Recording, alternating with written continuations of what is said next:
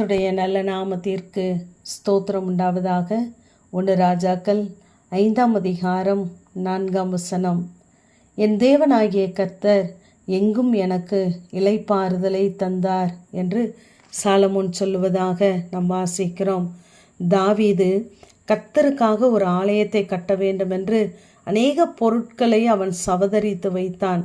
ஆனால் கர்த்தர் சொன்னார், உன் குமாரனே எனக்கு ஆலயத்தை கட்டுவான் என்று. ஆகவே இந்த சாலமோன் இப்பொழுது ஆலயத்தை கட்டப்போகிறார். அதற்காக தாவீதின் சிநேகிதனாகிய ஈராமிடத்திற்கு ஆட்களை அனுப்பி சொல்கிறார், நான் தேவனாகிய கர்த்தருக்கு ஒரு ஆலயத்தை கட்டப்போகிறேன். ஏனென்றால் தேவனாகிய கர்த்தர் எனக்கு எங்கும் இளைப்பாறுதலை தந்திருக்கிறார், எனக்கு விரோதியும் இல்லை இடையூறும் இல்லை என்று சொல்கிறார். அன்பான தெய்வ பிள்ளைகளே, உங்களுடைய வாழ்க்கையிலே நம்முடைய முற்பிதாக்கள் செய்த காரியத்தின் நிமித்தம் நாம் இந்த நாளிலே அதற்கான ஆசீர்வாதங்களை சமாதானத்தை அனுபவித்து கொண்டிருக்கலாம். இல்லையென்றால் நாம் அநேக உபத்திரவங்களின் வழியாய் பாரங்களின் வழியாய் பாடுகள் வழியாய் கடந்து வருவோமானால் அதை தாங்குவதற்கும் தாண்டுவதற்கும் தேவனாகிய கர்த்தர் உங்களுக்கு பலன் தருவார்.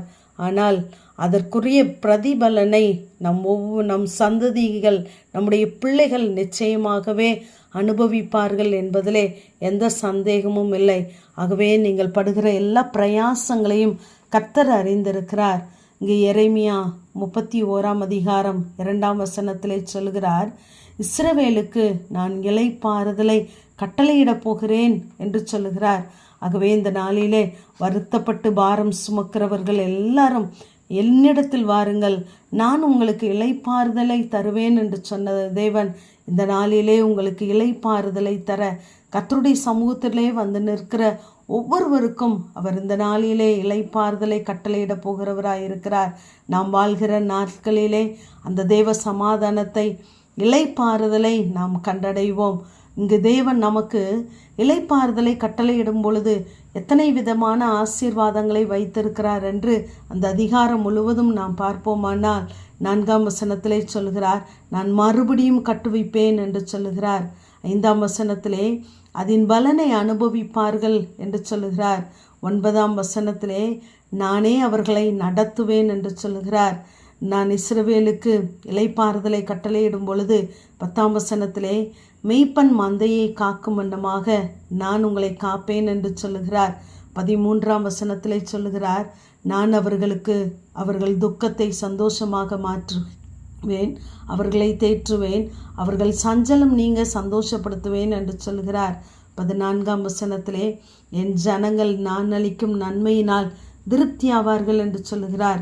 16ஆம் வசனத்திலே உன் கிரியைகளுக்கு தக்க பலன் உண்டு என்று சொல்கிறார். ஆகவே நம்முடைய எல்லா கிரியையும் அவர் அறிந்திருக்கிறார்.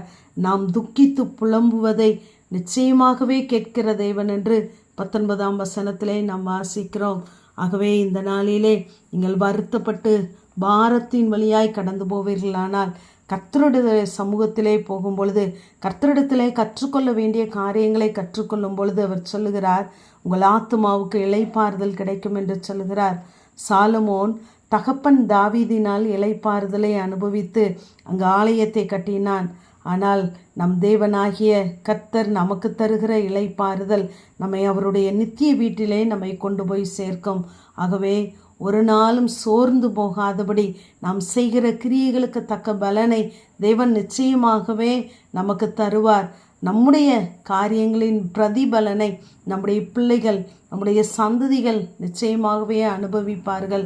ஆகவே நாம் இருக்கிற இந்த நாட்களிலே இளைப்பாறுதலை காண வேண்டுமென்றால் தெய்வ சமூகத்திற்கு நேராக வருவோம். அவர் நிச்சயமாகவே நமக்கு இளைப்பாறுதலை தருவார். ஆமேன். ஜெபம். பிதாவாகிய தேவனே, குமாரனாகிய இயேசு கிறிஸ்துவின் நாமத்தின் மூலமாய் உடைய சன்னிதானத்திலே வருகிறேன்.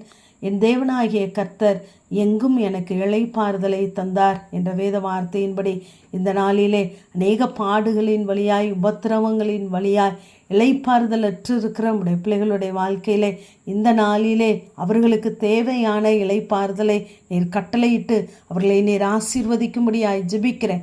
பலத்த உன்னுடைய எல்லா கைக்கும் நீங்களாக்கி விடுவிப்பீராக. கர்த்தருடைய ஆசீர்வாதம் உடைய பிள்ளைகள் மேலே தங்கட்டும்.